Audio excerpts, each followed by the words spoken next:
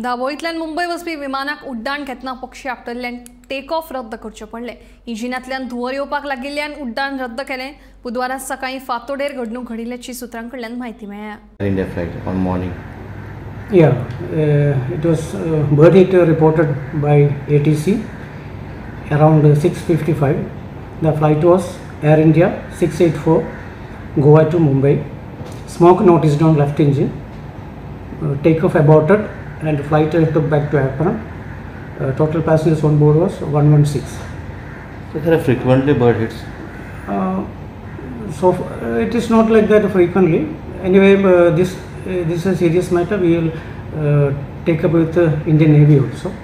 Because, anyway, everywhere it is happening, but that we will take up with the Indian Navy. Then reschedule of the flight. Yeah, it will. Air India will reschedule the flight.